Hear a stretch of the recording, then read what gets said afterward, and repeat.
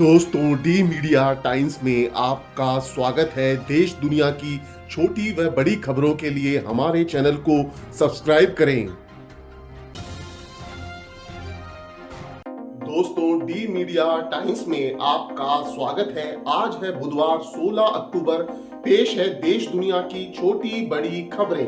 चुनाव आयोग ने प्रेस कॉन्फ्रेंस कर महाराष्ट्र और झारखंड में विधानसभा चुनाव की तारीखों का ऐलान कर दिया है। महाराष्ट्र में सिंगल फेज में 20 नवंबर को वोटिंग होगी, वहीं झारखंड में दो फेज में 13 और 20 नवंबर को वोट डाले जाएंगे। दोनों ही राज्यों के चुनाव नतीजे 23 नवंबर को आएंगे। इसके साथ ही चुनाव आयोग ने 16 राज्यों की 48 विधानसभा और 2 लोकसभा सीटों पर उपचुनाव की तारीखों की भी घोषणा की है। लोकसभा सीटों में केरल की वायनाड में 13 नवंबर और महाराष्ट्र की नांदेड़ में 20 नवंबर को वोटिंग होगी। वहीं 47 विधानसभा सीटों पर 13 नवंबर को और उत्तराखंड की केदारनाथ विधानसभा सीट पर 20 नवंबर को मतदान होगा।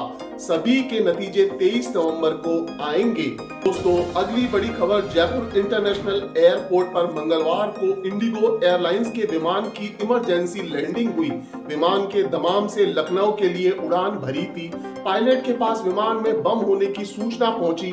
इसके बाद पायलट ने एयर ट्रैफिक कंट्रोल यूनिट से संपर्क कर विमान की जयपुर में इमरजेंसी लैंडिंग करवाई। इससे पहले बम की सूचना मिलने पर जयपुर से उड़ान भरने वाली एयर इंडिया एक्सप्रेस फ्लाइट की उत्तर प्रदेश के अयोध्या एयरपोर्ट पर इमरजेंसी लैंडिंग की गई। इसके बाद फ्लाइट में सर्च ऑपरेशन चलाया गया। CISF की जांच के बाद सभी यात्री सुरक्षित हैं और जांच के बाद टीम को कुछ नहीं मिला।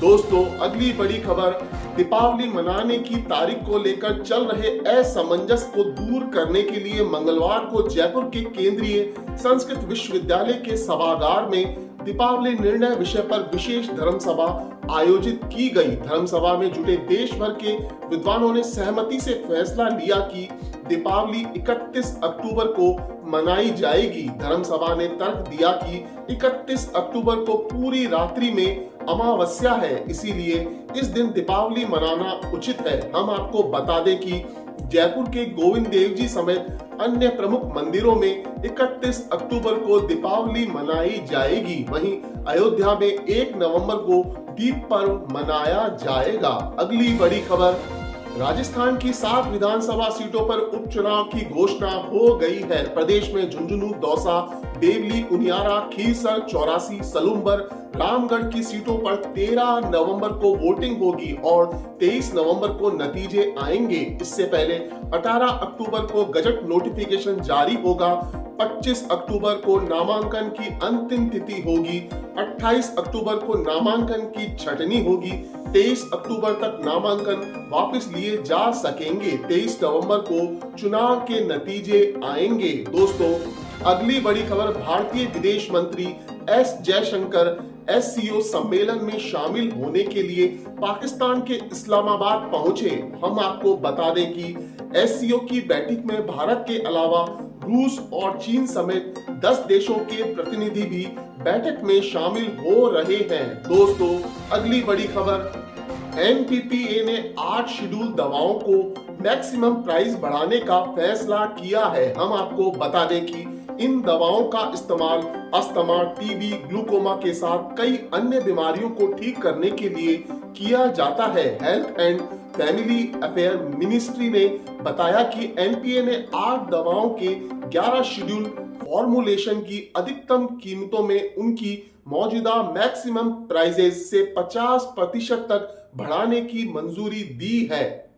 दोस्तों, अगली बड़ी खबर, दीपावली से पहले दिल्ली में वायु प्रदूषण को नियंत्रण में रखने के लिए दिल्ली प्रदूषण नियंत्रण समिति DPCC ने 1 जनवरी 2025 तक पटाखों को बैन कर दिया है। सरकार के आदेश के मुताबिक पटाखे बनाने, उन्हें स्टोर करने, बेचने और इस्तेमाल पर बैन है। इतना ही नहीं, पटाखों की ऑनलाइन डिलीवरी भी प्रतिबंधित रहेगी। दोस्तों, अगली बड़ी खबर, पूर्व CM अशोक गहलोत और पूर्व डिप्टी CM सचिन पायलट को अब कांग्रेस ने महाराष्ट्र चुनाव की जिम्मेदारी दी है।